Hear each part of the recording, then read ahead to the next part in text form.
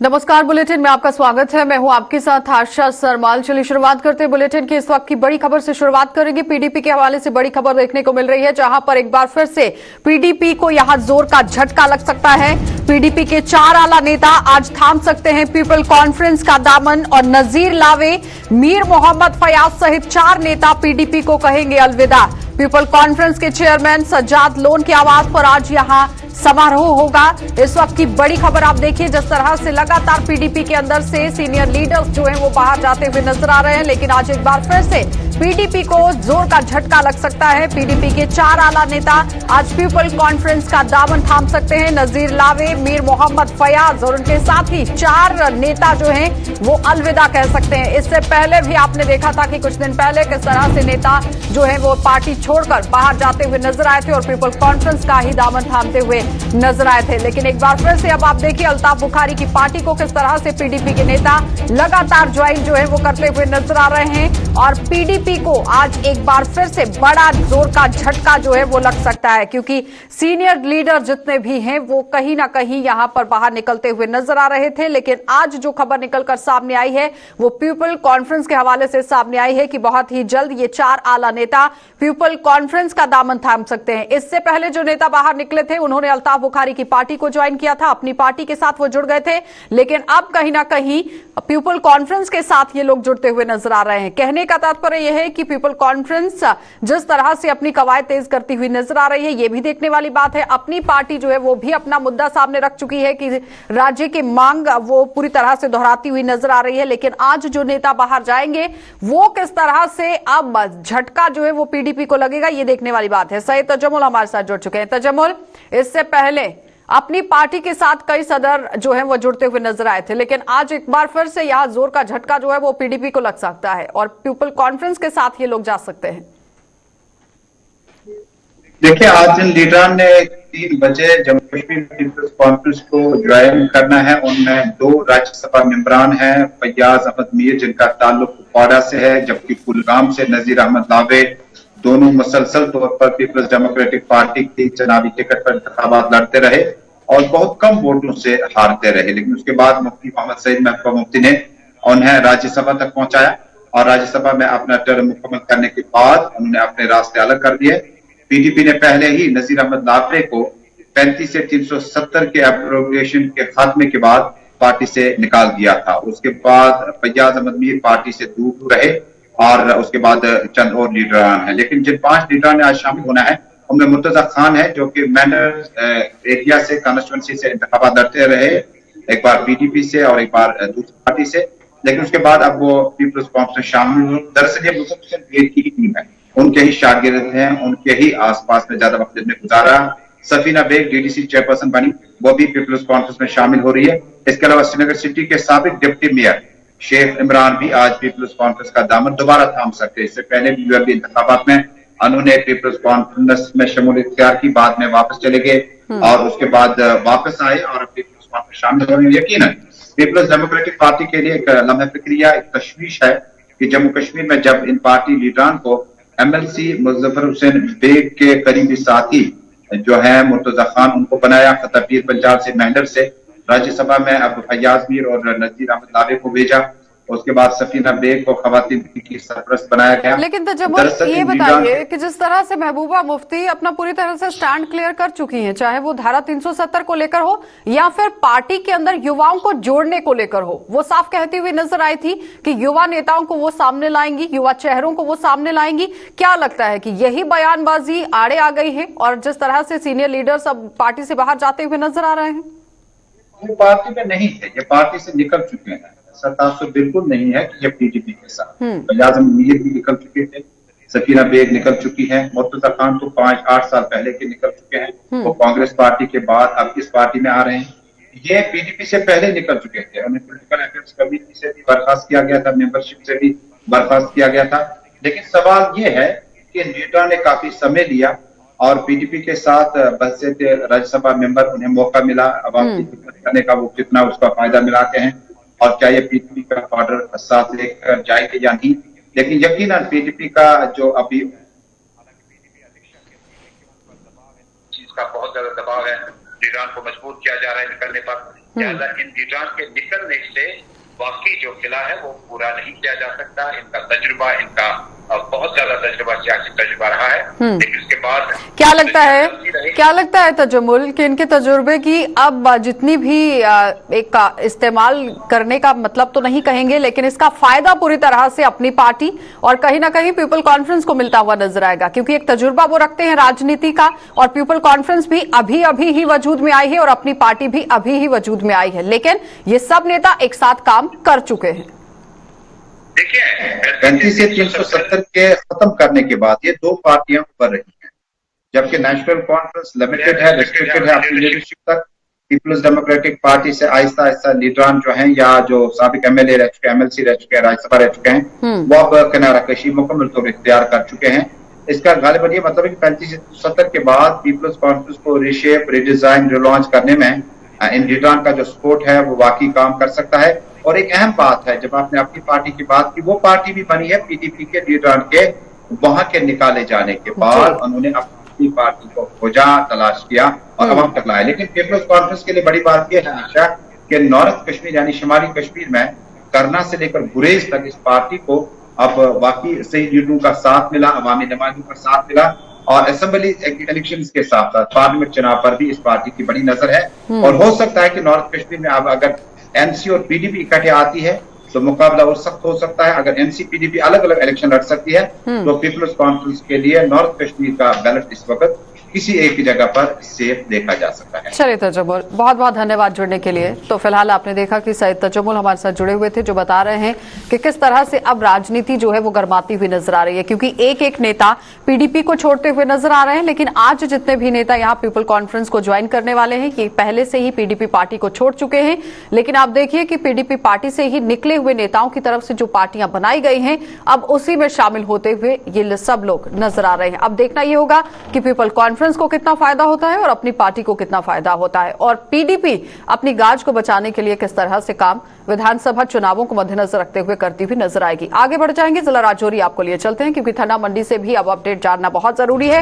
आप देखिए थन्ना मंडी में सुरक्षा बलों का ऑपरेशन जारी है, हाईवे पर चौकसी को बढ़ा दिया गया है। थन्ना मंडी के जंगलों में अभी और आतंकियों की मौजूदगी की आशंका यहां पर जताई जा रही है, और जम्मू पुंछ हाईवे पर बड़े स्तर पर तलाशी अभियान जारी कर दिया गया है। हर आने जाने वाली गाड़ी की सख्ती से जांच की जा रही है, और कल जिस तरह से यहां पर मुठभेड़ शुरू की गई थी, 2 आतंकवादियों के मारे जाने की खबर सामने आई थी, और उसके बाद पूरे इलाके को कॉर्डन ऑफ कर दिया गया था, तलाशी अभियान वहां पर चलाया गया था। और थन्ना मंडी में सुरक्षा बलों का ऑपरेशन अब एक बार फिर से यहां पर जारी है, और हाईवे पर भी पूरी तरह से चाक चौबंद सुरक्षा व्यवस्था कर दी गई है। और थन्ना मंडी के जंगलों में अभी भी आतंकियों की मौजूदगी की जो एक जानकारी है वो सामने आई है, यानी सूत्रों के हवाले से ही ये सामने आई है, और उसके साथ ही साथ आशंका ये जताई जा रही है कि हो सकता है जिस तरह से कल 2 आतंकवादी यहां पर मारे गए हैं और भी आतंकवादी यहां पर मौजूद हों, उसी को मद्देनजर रखते हुए सर्च ऑपरेशन लगातार जारी। साफ तस्वीरों में आप देखिए गाड़ियां जो भी यहां से निकल रही हैं उनकी गहनता से तलाशी की जा रही है, और जम्मू पुंछ हाईवे पर बड़े स्तर पर तलाशी अभियान यहां पर जारी कर दिया गया है, जहां जम्मू कश्मीर पुलिस पूरी तरह से मुस्तैद देखी जा रही है, हर आने जाने वालों पर नजर रखी जा रही है। क्योंकि कल जिस तरह से थन्ना मंडी इलाके के अंदर मुठभेड़ देखने को मिली थी, उसके बाद पूरे इलाके को घेर लिया गया सुरक्षा बलों की तरफ से, और वहां पर तलाशी अभियान भी जारी रखा गया। लेकिन अब वहां पर इस वक्त ताजा क्या अपडेट है ये जानना बहुत जरूरी है। इस वक्त हमारे संवाददाता जमशेद मलिक हमारे साथ जुड़ चुके हैं। जमशेद, इस वक्त की ताजा जानकारी आपसे जानना चाहेंगे।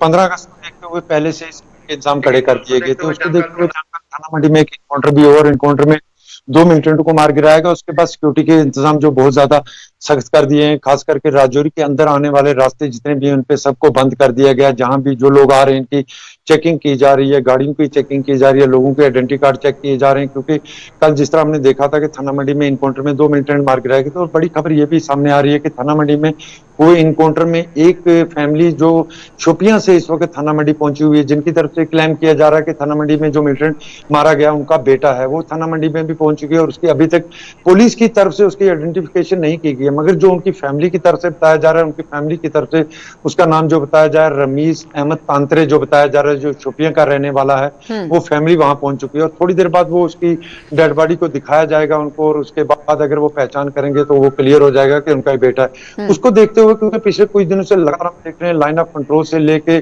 शहरी आबादी तक इस तरह की खबरें सामने आ रही थी कि कुछ संदिग्ध लोगों को देखा गया और उसके बाद उन इलाकों में सर्च ऑपरेशन चलाए जा रहे थे। वहीं देर रात को राजौरी के कोटजड़ा इलाके से भी एक ऐसी खबर आई, वहां कुछ संदिग्ध लोगों के देखे जाने के बाद जो बीडीसी के लोग हैं उनकी तरफ से फायरिंग की गई थी, मगर उसके बाद पुलिस पहुंची और वहां किसी संदिग्ध को देखा नहीं गया। मगर लगातार इस तरह की खबरें राजौरी से आ रही हैं कि संदिग्ध लोगों को देखा जा रहा है, उसको देखते हुए लगातार सर्च ऑपरेशन चलाए जा रहे हैं। थाना मंडी में जहां कल गुर्जी इनकाउंटर हुआ था उस पर आज भी सर्च ऑपरेशन लगातार दोबारा चलाया जा रहा है, क्योंकि ये माना जा रहा है कि ये ग्रुप 2 का नहीं बल्कि 3 से 4 मिलिटेंटों का ग्रुप था, जिसमें से कल 2 को मार गिराया गया था। जी गुरजी।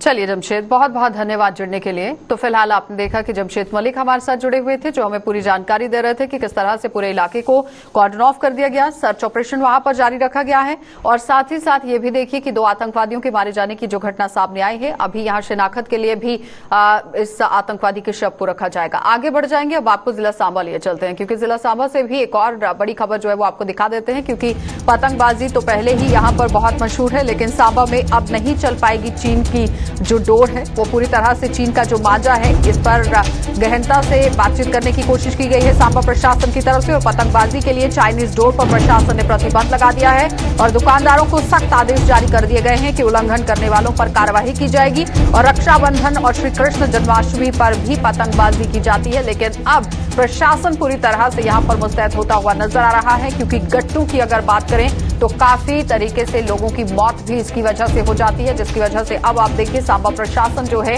वो पूरी तरह से सतर्क हो गया है और अब यहां चीन का गांजा जो है वो नहीं बिक पाएगा। ये गांजा नहीं है, मांझा की बात हो रही है और मांझा पूरी तरह से यहां पर नहीं बिकेगा। पतंगबाजी के लिए चाइनीज डोर पर अब कहीं ना कहीं शिकंजा जो है वो प्रशासन की तरफ से कसा गया है। दुकानदारों को भी सख्त आदेश दे दिए गए हैं कि उल्लंघन करने वालों पर कार्रवाई की जाएगी। अगर कोई भी यहां पर दुकानदार अवैध तरीके से इस पूरी डोर को बेचता हुआ नजर आया है तो उस पर कार्रवाई होगी।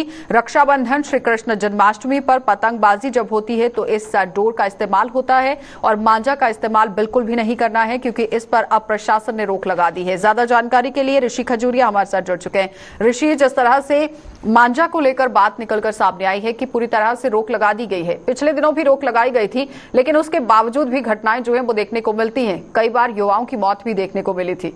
इस बार किस तरह से पूरा काम यहाँ पर होगा? देखिए, बिल्कुल जिला प्रशासन सांबा ने जो ऑर्डर जारी किया है ये पब्लिक के हित को ध्यान में रखते हुए जारी किया है कि जो भी प्लास्टिक नाइलन थ्रेड का इस्तेमाल करेगा पतंगबाजी करने के लिए उसके खिलाफ कार्रवाई की जाएगी। चाहे कोई दुकानदार ये थ्रेड बेचेगा, सेल करता है या स्टोरेज करता है तो उसके खिलाफ ये कार्रवाई की जाएगी और कार्रवाई उसके खिलाफ भी की जाएगी जो इस थ्रेड का यूज करेगा, क्योंकि कहीं ना कहीं ये जो चाइनीज थ्रेड है ये जी का जंजाल बना हुआ, खासतौर पर ह्यूमन लाइफ के लिए काफी बड़ा थ्रेट है और उसी के साथ पक्षियों के लिए भी काफी बड़ा थ्रेट है। और ये आप इसे कह सकते हैं कि ये नॉन बायोडिग्रेडेबल है, क्योंकि कहीं ना कहीं ये जहां पड़ा रहता है ये वहीं पर काफी लोगों के लिए घातक साबित हो सकता है। इससे पहले आपने देखा कि कई सारे 2 व्हीलर जो रोड पर चलते हुए नजर आते हैं उनके गले में ये धागा फंस जाता है और कहीं ना कहीं उनकी मृत्यु भी हो जाती है, कई लोग काफी बुरी तरह से जख्मी हो जाते हैं। तो इन्हीं सारी चीजों को ध्यान में रखते हुए प्रशासन ने ये ऑर्डर जारी किया है कि प्रशासन की तरफ से प्रतिबंध तो लगा दिया गया है, लेकिन प्रतिबंध पूरे तरीके से लगेगा ये देखने वाली बात है, क्योंकि पिछले साल से भी कई लोगों ने अपने पास मांझा खरीद के रखा है। उन लोगों पर चेक किस तरह से लगाया जाएगा? जी बिल्कुल, आपको बता दें कि हमने कुछ दुकानों का आज सुबह दौरा भी किया था और वहां पर हमने देखा कि सिर्फ आपको पतंगे ही नजर आएंगी, वहां पर जो धागा है, जो थ्रेड है वो आपको नहीं दिखाई दिया, क्योंकि कहीं ना कहीं चाइनीज थ्रेड जो था ये लगातार जब से प्रशासन ने ऑर्डर निकाला तो हो सकता है कि किसी ने अंदर छिपा दिया हो। इस तरह के दुकानदार भी काफी सारे हैं, लेकिन प्रशासन ने टीमें जो है वो गठित कर दी गई है, अलग अलग इलाकों में जो टीमें डिप्लॉय कर दी जाएंगी और ये चेक करना शुरू भी कर दिया, क्योंकि जिस तरह से ये त्योहारों के सीजन है, राखी के त्योहार की बात करें, जन्माष्टमी के त्योहार की बात करें या फिर स्वतंत्रता दिवस की बात करने, तो इन त्योहारों पर ही जो पारंपरिक तरीके से पतंगबाजी तो की जाती है और पतंगबाजी करते हुए कई तरह के इस तरह के ऐसे इंसिडेंट सामने आ जाते हैं जिसमें लोग बुरी तरह से जख्मी हो जाते हैं, कईयों को जान भी गंवानी पड़ती है, क्योंकि चाइनीज थ्रेड है जो लगातार पिछले कई सालों से थ्रेड बनता जा रहा है। और आपको याद होगा कि इससे पहले भी कई सारे इस तरह के इंसिडेंट रिपोर्ट हो चुके हैं और उन्हीं रिपोर्ट्स को ध्यान में रखते हुए, उन्हीं इंसिडेंट को ध्यान में रखते हुए 2016 में ही इसे बैन कर दिया गया था, लेकिन कहीं ना कहीं धड़ल्ले से ये जो धागा है चाइनीज थ्रेड जो नाइट आप इसे कहते हैं ये ऋषि, सवाल बिक रहा था, यही लेकिन है कि प्रशासन ने 2016 से इसे बैन तो किया गया था, लेकिन उसके बावजूद भी कुछ बच्चों के पास इस तरह के धागे मौजूद रहते हैं जो पुराने उन्होंने अपने पास जमा करके रखे होते हैं और बाद में वो इसका इस्तेमाल करते हैं। ऐसे बच्चों पर, ऐसे घर वालों पर भी यहाँ पर चेक लगाना बहुत जरूरी रहेगा। इस तरह से अभिभावकों की तरफ से भी बातें जो है वो रखी जाती है सामने कि ऐसे बच्चों पर चेक कैसे लगाया जाएगा, और अगर वो बच्चे इस धागे का इस्तेमाल करते हैं तो वो खतरे से खाली नहीं है। देखिए आशा, बिल्कुल आपने सही कहा, क्योंकि यहाँ पर पेरेंट्स को चाहिए कि अपने बच्चों को ध्यान दें कि वो इस तरह का थ्रेड तो यूज नहीं कर रहे। लेकिन आपको बता दें कि जब भी बच्चे थ्रेड यूज करते हैं तो इलीगल वे से किया जाता है, और प्रशासनिक अधिकारियों की बात करें तो ऑर्डर भी इंप्लीमेंट कर दिया जाता है, क्योंकि जब शिकायतें सामने आती हैं कि इसके ऊपर कार्रवाई होनी चाहिए क्योंकि ये लगातार एक घातक धागा जो है वो साबित होता हुआ नजर आ रहा है, तो प्रशासन ऑर्डर निकाल देता है, पब्लिक डोमेन में उसे जारी कर देता है। लेकिन सवाल ये है कि क्या प्रशासन चेक कर रहा है पर्टिकुलर किसी दुकान पर जाके, या पर्टिकुलर जो लोग पतंगबाजी करते हैं उनके ऊपर चेक किया जाता है? तो इसके लिए टीमें तो गठित की गई हैं, क्योंकि इस बार भी ऋषि आप देखिए कोरोना काल की वजह से दुकानदारों को भी काफी परेशानियां झेलनी पड़ी हैं और काफी उनके कारोबार में भी कमी आई है। तो कहीं ना कहीं अवैध तरीके से अगर ये काम किया जाता है तो उस पर भी चेक लगाना बहुत जरूरी रहेगा प्रशासन की तरफ से। बिल्कुल बहुत जरूरी रहेगा, क्योंकि कोरोना काल की वजह से नुकसान तो काफी दुकानदारों का हुआ है, लेकिन दुकानदारों को ये भी समझ होनी चाहिए कि कहीं ना कहीं ये जो धागा, ये प्लास्टिक नायलॉन थ्रेड बेच रहे हैं, इससे नुकसान कितना हो सकता है, क्योंकि इससे सीधे तौर पर पक्षियों को थ्रेड बना हुआ है, उनकी लाइफ को, और उसी के साथ ह्यूमन लाइफ का थ्रेड जो बना हुआ है। इसलिए प्रशासन ने तो ऑर्डर जारी कर दिया, लेकिन लोगों को भी चाहिए कि वो अपनी मानसिकता का इस्तेमाल करें सही से, और इस थ्रेड को वो खुद ही ना बेचे। मतलब सहयोग करना बहुत जरूरी रहेगा ऋषि, चाहे वो प्रशासन हो, दुकानदार हो, या अभिभावक हो, या फिर बच्चे हो, हर किसी को सहयोग करना बहुत जरूरी रहेगा। बहुत बहुत धन्यवाद ऋषि जुड़ने के लिए। तो फिलहाल आपने देखा कि ऋषि खजूरिया हमारे साथ जुड़े हुए थे, जो बता रहे हैं कि किस तरह से यहाँ पर मांझा पर रोक तो लगाई गई है, लेकिन इस रोक को जमीनी सतह तक कैसे पहुंचाया जाएगा, ये प्रशासन के लिए एक बड़ी चुनौती रहेगी। आगे बढ़ जाते हैं। मध्य कश्मीर के जिला बड़गाम में आज हुई मुठभेड़ में सुरक्षा बलों ने एक आतंकवादी को मार गिराया है, जबकि दूसरे को जिंदा गिरफ्तार कर लिया। और इस दौरान यहां सुरक्षा बलों ने एक AK-47 राइफल, पिस्तौल, मैगजीन भी बरामद कर ली है। दरअसल आज सुबह पुलिस को बड़गाम के मंचोआ इलाके में कुछ आतंकवादियों की मौजूदगी की सूचना मिली थी, और जिसके आधार पर पुलिस की SOG, सेना और CRPF का संयुक्त दल मंचोआ पहुंचा और तलाशी अभियान शुरू कर दिया गया। इसी दौरान वहां छिपे हुए आतंकियों ने अपने आप पर घेरा तंग होते देख सुरक्षा बलों के इस दल पर गोलाबारी शुरू कर दी, और सुरक्षा बलों ने गोलाबारी का जवाब देने से पहले यहां आतंकवादियों को आत्मसमर्पण करने के लिए भी कहा, लेकिन वह नहीं माने, और बार बार अपील करने के बाद भी जब आतंकवादियों ने हथियार डालने से इनकार कर दिया तो सुरक्षा बलों ने जवाब में फायरिंग शुरू कर दी। इस दौरान करीब आधे घंटे के भीतर ही सुरक्षा बलों ने एक आतंकवादी को वहीं पर यहां ढेर कर दिया, और साथी के मारे जाने के बाद दूसरा आतंकी फायरिंग करते हुए पुलिस घेरा तोड़कर मुठभेड़ स्थल से भाग निकले में यहां सफल हो गया। और सुरक्षा बलों ने भी फरार आतंकवादी का पीछा नहीं छोड़ा, और मंचोआ से निकलकर आतंकी एक ट्रक में सवार होकर जैसे ही खिरियू इलाके में पहुंचा, वहां सुरक्षा बलों ने उसे घेर लिया, लेकिन लश्करे इस आतंकी ने फायर खोल दिया, और लश्कर के इस आतंकी ने जब फायर खोला है तो सुरक्षा बलों ने भी कार्रवाई की। हालांकि सुरक्षा बलों ने साहस का यहां पूरी तरह से परिचय दिया, अपना साहस उन्होंने दिखाया, और परिचय देते हुए उसे वहीं दबोच दिया, और इस आतंकी को फरार होने में मदद कर रहे ट्रक चालक को भी पुलिस ने अपनी हिरासत में ले लिया है। आतंकी से एक पिस्तौल व ग्रेनेड बरामद कर लिया गया।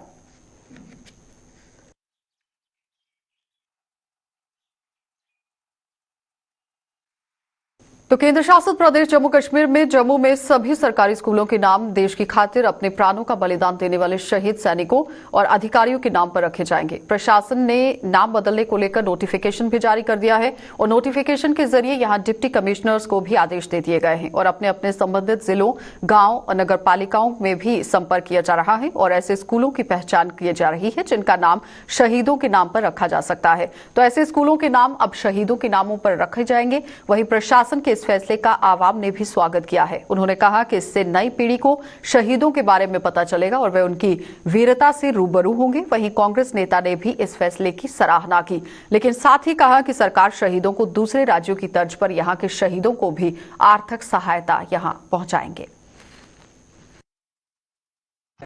देखिए, जम्मू कश्मीर प्रशासन द्वारा एक बहुत ही सराहनीय कदम उठाया गया है। ये केवल मोदी जी की सरकार में ही हो सकता था। तो आज तक हमें जो नाम दिए गए, या तो जिन्होंने हिंदुस्तान पर राज किया, हमें गुलाम बनाने की कोशिश की, उनके नाम पर से किसी भी जगहों का नाम रखा जाता था। आज परिस्थितियां बदली हैं, स्थितियां बदली हैं। कश्मीर में फिर से एक नई फिज़ा शुरू हुई है। तो जम्मू कश्मीर की एकता और अखंडता के लिए बहुत से लोगों ने बलिदान दिए हैं। उसमें हमारे सुरक्षा बल भी हैं, उसमें हमारे सिविलियंस भी हैं, उसमें हमारे पुलिस बल के लोग हैं, सेना के लोग हैं। आज भी अगर शौर्य स्थल या दूसरी जगह पर जाएं तो हज़ारों नाम वहाँ पर लिखे हैं। तो अच्छा होगा कि हमारी आने वाली पीढ़ियों को किन लोगों ने जम्मू कश्मीर के लिए बलिदान दिया है वो भी याद रहेगा। ये एक बहुत ही अच्छा फैसला है लेफ्टिनेंट गवर्नर जी द्वारा। एक देर से लिया गया एक दुरुस्त फैसला है। शहीदों के नाम पे रखने से बच्चों में एक प्रेरणा पैदा होगी, मोटिवेशन आएगी कि इस शहीद ने अपनी जान क्यों दी, देश के लिए अपना सर्वस्व जो है वो निछावर कैसे की, वो जानने को उसे एक अच्छा मौका मिलेगा। और ये उस शहीद को भी एक रिकॉग्निशन होगा कि समाज उनको याद रखेगा, आने वाली जनरेशन उनको याद करेगी। ये सबसे बहुत जरूरी अच्छा स्टेप था जो कि लेफ्टिनेंट जनरल मनोज सिन्हा जी ने लिया और मैं उसके लिए उनको मुबारकबाद। इसके साथ साथ मैं आपके माध्यम से ही बताना चाहूँगा कि तुषार महाजन की जब शहादत हुई तो उस वक्त हमारी एक यहाँ मूव चली थी, उसमें कुछ पॉलिटिकल लीडर्स की भी, कि इस उधमपुर के रेलवे स्टेशन का नाम जो है वो तुषार महाजन के रखा है। तो काफ़ी हमारी बातचीत, कुछ राइटिंग्स चली, जिसमें से अल्टीमेटली एक हमारे जो सेंट्रल गवर्नमेंट की तरफ से लेटर आया कि ये JNK गवर्नमेंट जो है ये उसको थ्रू कर दे, उसको परमिशन दे, तो हम फौरन उसका नाम कर देंगे। लेकिन मुझे बड़े दुख से कहना पड़ता है कि इन 5 सालों में ज़्यादा हो गया, वो फाइल अभी तक बाहर नहीं आ रही। हालांकि मैंने रिप्रेजेंटेशन भी की है।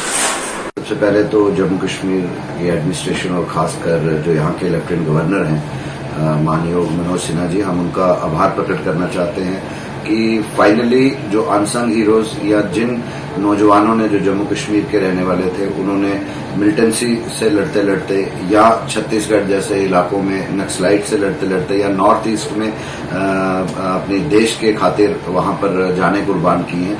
आज हमें लगता है कि जम्मू कश्मीर की जो सरकार है उनकी जो शहादतें हैं उन्होंने सरकारी तौर पर रिकग्नाइज की हैं और हम उनका आभार प्रकट करते हैं। और जहां जहां पर भी हमारे ऐसे नौजवान, चाहे वो हमारे हिली बेल्ट्स के हों, चाहे हमारी कंडी बेल्ट्स के हों, इंटरनेशनल बॉर्डर के रहने वाले हों, जिन जिन नौजवानों ने शहादतें दी हैं देश की खातिर, मैं समझता हूं कि ये बहुत बड़ा एक महत्वपूर्ण और ऐतिहासिक डिसीजन है।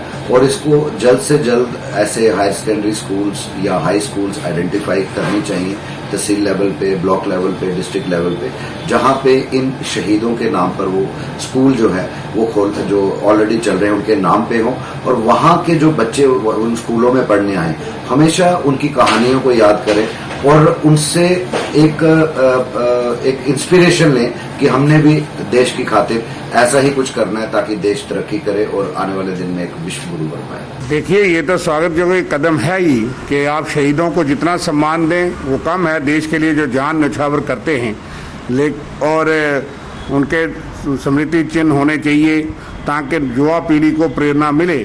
लेकिन साथ में यही मैं पूछना चाहता हूं कि जो लोग यहाँ से शहीद होते थे जब भाजपा सरकार में थी, यहाँ जो जम्मू कश्मीर में कोई सैनिक शहीद होता था बाहर की स्टेट का, तो उसको 20-20, 25-25 लाख अपनी सरकार जो है वो इनाम या उनके शहीदों के परिवार को देती थी और देती है।